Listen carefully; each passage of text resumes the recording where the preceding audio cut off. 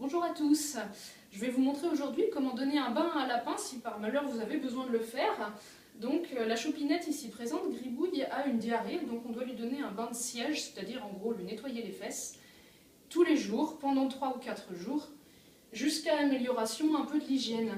Donc aujourd'hui on va s'y coller et je vais vous montrer comment se faire pour que ça se passe le mieux possible.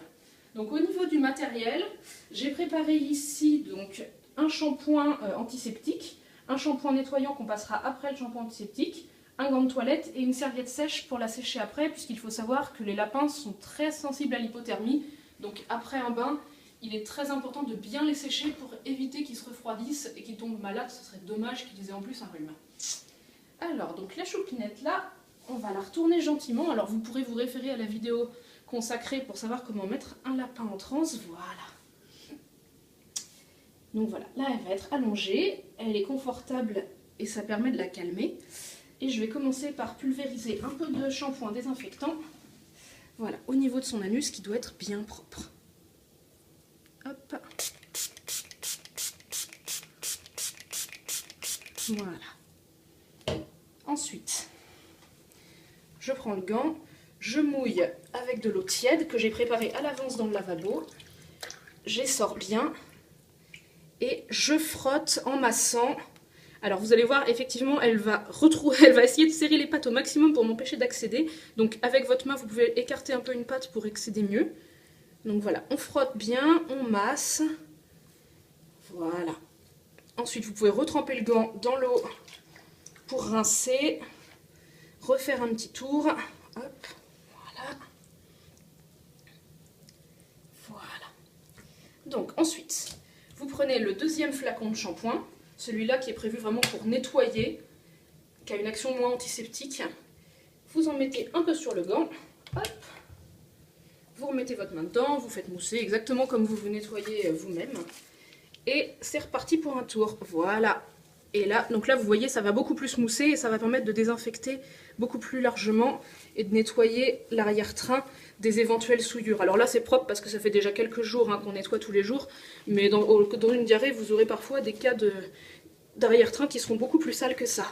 Donc vous massez bien, vous nettoyez, il ne faut pas avoir peur de nettoyer un peu plus large pour être sûr de tout enlever.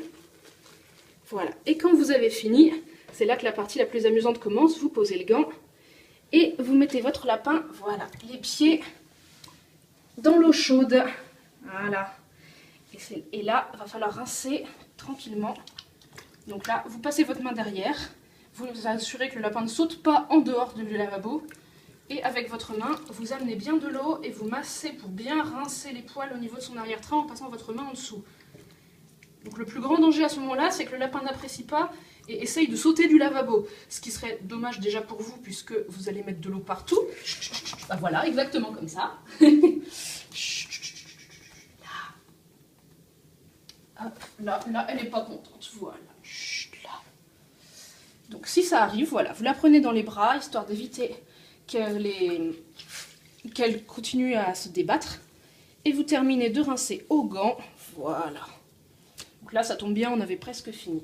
Ensuite, vous prenez la serviette que vous dépliez et vous séchez, vous épongez largement, y compris le dessous des pattes. Parce que sinon, quand vous relâcherez votre lapin, vous allez avoir des traces mouillées un peu partout.